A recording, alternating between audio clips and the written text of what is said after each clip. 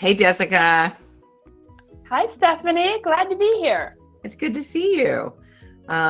Just to introduce you to everybody, this is Jessica Hart, and I am Stephanie Cook. I'm the Director of Couples Counseling ATL, and today Jessica and I are going to be talking about the best practices for conflict in a healthy couple. Jessica, thank you so much for being willing to talk on this very important, sometimes very difficult matter. So if you don't mind, just go ahead and explain, like, what is the conflict blueprint, and how can couples begin to have better conflict? Yeah. Well, this is a really important topic for me in working with couples, because if you think about it, a lot of couples have differences. They have different perspectives, different minds, different views on how they view things. And it's very easy for those two different perspectives or mindsets to clash. And so I love how there's some resources as well as some tools and some steps to help you so that those conflicts don't become like World War III. And so the important thing is to, first of all, don't try to persuade your partner to see your side or to try to bring them to your side. Just take that time to really understand and to really speak on your own behalf. And so there is 5 steps to working through a conflict. And the first step is set aside a quiet time to discuss one topic at a time. So often is a lot of people will bring up a conflict or a difference when the partner is just about to head out the door, or there's like kids screaming in the background, or something's going on, and they don't have your the other person's attention. So it's very important to set aside quiet time to make sure that they can talk about these things. As well as, on the other hand, is just talk about one single conflict at a time. It's very easy for people to kind of get lost in the process. So if one person brings up something, then the other person might bring up something that happened 2 weeks ago, or 6 months ago, or 5 years ago. And the other person's like, wait a second, what do we need to solve? Or like, what's going on here? So those are 2 key things to focus in on, is that quiet time, or set aside that quiet time, and one conflict at a time. That's great, Jessica. Good start. I might ask you, because I'm sure people are curious, like, what are some of the typical topics that couples seem to be having conflict or fighting about these days? I mean, there is a million and one of them, but there's a couple, like finances. A lot of people really, really fight about difference in finances, household chores. One person might like to keep their house clean. The other one might be okay with a little bit of messiness. Another topic could be just different parenting styles. Another one could be how to handle this pandemic that's been going on. I mean, do we wear a mask? Do we not wear a mask? Like, there can be a lot of differences. Even the topic of one person likes to be late to parties and one person likes to be early. So a lot of just day-to-day conflict that can really impact couples or to cause couples to fight. Good. Yeah. So it can be across the board. I too am seeing it in our practice, from things that seem small, or, I had a couple this morning even call it stupid, whatever we're fighting about doesn't even seem to be like a big deal until it is, right? So I think you're on point to really recommend first carving out some time, rather than just making it a distracted, kind of effort in persuasion, right? So taking some time at the end of the day, maybe sit and have some tea together in the kitchen and say, okay, let's talk about the finances, or okay, let's talk about this topic of, being on time or being late, whatever define the topic first is really important, and try to do one topic at a time, and carve out some Yeah. time. So what's next on the list? Once you've got that alone time, you've put your phones away, the kids are in bed. What should a couple be doing after that? The next one is super important as well, is to identify a speaker and a listener. So often people want to kind of take the microphone or want to have the spotlight on them, and the people tend to be more of, they both want to be the speaker. No one really listens. They try to speak over each other. They just kind of try to like outdo one another. Probably because people aren't feeling heard, things tend to escalate, voices rise and stuff. And so it's so important to take that time to designate who's going to be the speaker first. And when I say speaker, it's their responsibility to kind of be honest or be transparent and kind of be vulnerable to state what their position is. Now, this is important. If you're the speaker, you're not allowed to attack your partner or criticize them or blame them or throw your partner. Why not? It's my time to speak, Jess. Because that's not fair. And my position is that you're wrong, right? Well, not really the best side, because right. Anyway. You're telling us about best practices, right? So you can respectfully state your position or your beliefs, exactly. Right? And nobody owns the capital T truth, right? That's one thing we were learning with successful couples, is that you can humbly speak about your position, like you're saying. But you're right. It is important for one person to be the speaker. If you ever went to summer camp, it might be, passing the stick around. I have the speaker stick. It may sound oversimplified, but when emotions are running high, this can be a game changer. So again, continue, Jess, if you don't mind. Yeah. Beyond designating a speaker or listener, how much time should couples be spending? Like, this is my turn, I'm the speaker. Like, how long should they? Absolutely. Great question there. It usually depends on the topic. And what I usually like to recommend couples is, as the speaker, they designate 15 minutes. And where they're the spotlight, where they can talk about these things. They're not going to feel rushed at all to get their point across. They can really slow it down, get their thoughts together. And so I usually recommend about 15 minutes for the speaker to really to hear where they're coming from or to state their position. And then on the listener's job, they're supposed to create a safe environment where they can ask questions, but not to the point of trying to persuade the other person to see their side. So something that might be helpful if you are the listener is to take a notepad and start writing some stuff down, or what you're hearing your partner say, because it kind of keeps you in the moment, keeps you present instead of thinking 5 steps ahead. Exactly. And right. Because it's very easy to kind of, even if you're quote unquote listening, you may be thinking about what am I going to say when I'm the speaker? And they totally miss out on what their partner's saying, like their facial expressions, their emotions, their words. And so when people tend to write things down, then they can repeat what they're hearing their partner say. So using statements like, so what I'm hearing you say is ... Is that correct?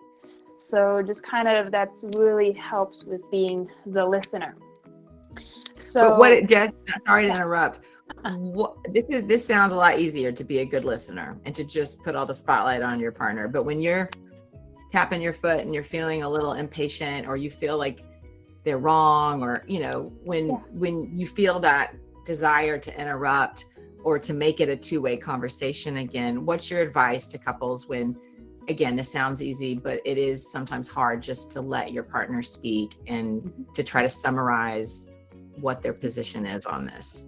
Could you give any tips on how to really listen and not continue to give attention to your own thoughts and feelings that I'm sure are surfacing, even if you're trying to take notes? Sometimes they come up. Yeah. And that's a couple things here to do. Is it's in a way requires a little bit of self-discipline, just kind of like postponing your own agenda, like being really present in the moment.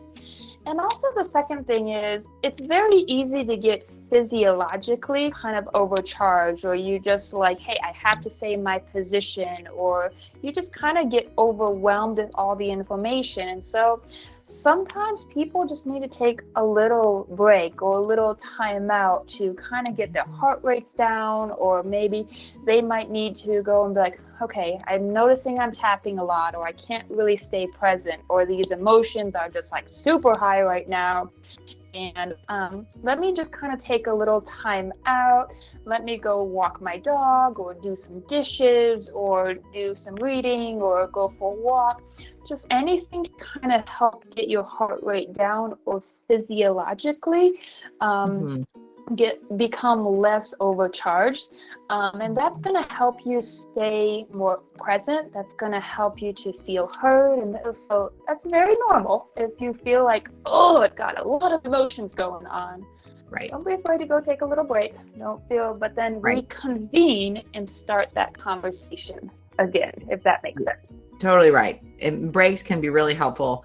I'd say, 5 to 20 minutes, but go and do something soothing, like petting your dog or taking your dog on a walk, or, doing the dishes, but also don't rehearse the things that are making you upset. Absolutely. Go listen to punk music and think about how wrong my partner is.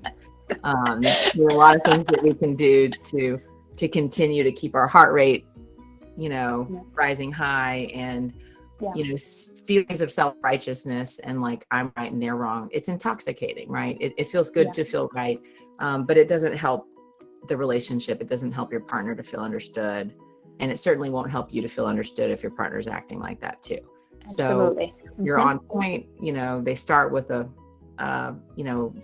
place without distractions, full attention, eyes facing each other, to maybe taking notes.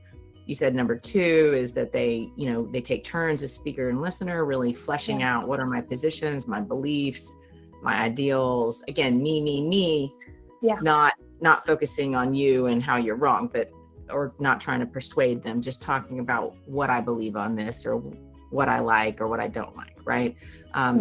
What's next on the list for really healthy conflict? So the next step is, once the speaker truly feels heard, and the listener, they can repeat what they're hearing their partner saying, they're validating, they're showing that they're understanding, and this is important. They don't have to agree with everything their partner is saying. They just gotta be able to understand or to respect the other person's perspective in some form or another. And so once the speaker feels clearly heard and understood, then the next step is just switching sides. And this creates a level of fairness. So the speaker before, they become the listener, and the listener becomes the speaker. And they do the 15 minutes, they just exchange roles. And so kind of keeping the spotlight on the speaker now, the listener takes the notepad and they start writing things down. And remember, during this process, the goal is not to fix the problem yet. The goal is to just kind of understand where each person's coming from. And so that's the next step, is just kind of repeating that speaker and that listener side of things. And they may go as slow as they want, just no rushing, take as many breaks as they want. But this whole process should be civil and polite to one another. It's okay to show some emotion here and there, especially if you're passionate about something, as long as both people respect those differences and be honest and be transparent that way. Good. And once both people have been able to, share their thoughts and feelings on the matter, and their partner has repeated back and summarized everything they've said, I always like to add that you need to beg to be corrected, right? So if I've summarized, okay, Jess, say pretending we're partners, we're talking about finances, and I've just heard your beliefs and your positions is, okay, You think that people should live within their means and that people should save. And and I go through all the things I've heard. And hopefully I've said it respectfully, and I'm not inserting any of my own beliefs in there. I'm just reflecting back to you what your thoughts are on this matter. Then I might say, in the humblest of possible ways, am I getting it right? Or is there anything I missed? Was there something else that maybe you want to add to that? And you exude patience, understanding, humility. Yeah. Like, I think I did a good job summarizing what your beliefs are in this matter, but maybe I missed something. And then you gently correct me if I did, get something wrong. Like, well, I didn't really say we should live within our means. I said, that I think that, I'm uncomfortable with how much we're spending. I think we're spending too much. And I think we are living a little outside of our means, and so then I would reflect that back. Okay. So I hear you. And I wouldn't be defensive. I would just say, okay, so you think we're spending too much and we're living outside of our means, and you'd like to cut down on our spending. Am I getting it right now? And then you say, A+, good job, Stephanie. Or you want to keep summarizing until it feels perfect. Because if you do this really well, right, then you won't have to talk about this as much. But if you do it poorly, or you rush through it and you're impatient with the person and you're just trying to get to my turn when I can talk, then you're probably going to have this conversation a lot more in the future because you're not doing it effectively, right? So what else might you add, Jess, for really healthy conflict? Anything Definitely else? The last kind of step in this way is, like, once you both feel truly understood, and remember, these kind of conversations might be ongoing, it's also very important to kind of create a win-win situation to be able to come to a compromise. And so remember, this might be temporary or just trying to fix what's going on. And so it's really important to be able to create a moment with, like, hey, I'm willing to kind of compromise, or I'm willing to accept this influence, or whatever the case is, in order for both partners to feel like, okay, we kind of have a good game plan to resolve this, lack of a better word. And so just taking that time to be open to the other person's suggestions, to honor the other person's perspective, and just kind of creating that sense of, like, okay, how can we meet in the middle? How can we resolve this? So, for example, if it's finances, if one person likes to save money and the other one likes to spend money, it's like, okay, what's the middle ground? How much money do you need in your bank account to feel at ease? So if it's $5,000 in your savings account, okay, I know I can't go below this amount, but you can spend as, I don't know, beyond that if you would like. So it's just kind of creating that win-win situation going forward, if that makes sense. Yeah, it does. And I like the way you're talking about a win-win, because so often, compromise, that word just, makes most people feel like, we're both going to lose. I'm going to have to give up all the things I want. And in healthy couples, they're good at, talking about their differences respectfully and trying to understand what's really core for you on this issue. What's core for me? How can we try to honor both people's needs? So it's a both and. Like, you need to save to this level to feel comfortable. I need to have a certain amount of spending and wiggle room to feel free or to feel independent. So usually when people are in a higher stress, more emotional conversation, and maybe emotions are really running high, it's usually because something feels really important to both of us and it feels like it's on the line, right? And it's really hard to be creative and problem solve if you don't first feel understood and loved and cared about and respected. So I like the way that you are framing the conflict. I know it's informed by the Gottman Institute's research that we use in couples therapy. And it's really helpful to hear that in your work with couples, you've seen couples successfully be able to go from very ineffective horrible fights, or we just avoid fighting, to learning how to break it down and really make this a skill that anybody can learn, regardless of how you feel, right? Even if I'm really upset, I can learn how to regulate and take a break. I can learn how to come back to the table in a respectful way and spend some time as a speaker or spend some time as a listener until we both feel really understood. And that primes everything for compromise and then gets most people to a better starting point for an experiment, like trying a compromise out and seeing if we can make some changes, right? Any other kind of advice that you might give couples who are really struggling with conflict? Maybe they're already doing some of this well, but any other kind of advice that you might give couples to really learn how to do conflict in a better way? One of the things I would probably wrap up here and say is that it's very, very normal for couples to struggle, especially with handling conflict, because maybe they've never really been taught this growing up. Maybe they saw the bad part about a lot of fights and stuff. And I just want to kind of mention is, if you're going through this, you're definitely not alone. It can seem really frustrating at times, and if you guys ever want to learn more about this, I'm here to help kind of navigate some conversations. So if you want to learn a little bit more or to kind of gain a different perspective, don't be afraid to reach out and to ask for some extra support. I promise there will be no judgment from my part. I'm just here to help in the midst of everything. So if that's something that you're interested, we can always send some more information because there can be a different way how to handle conflict in a good way. Yes. Thank you, Jess, for giving couples hope. It is very normal to struggle with this. Most of us have not had the best models when it comes to healthy conflict, and it is very teachable. I can attest to having been helped from therapy myself.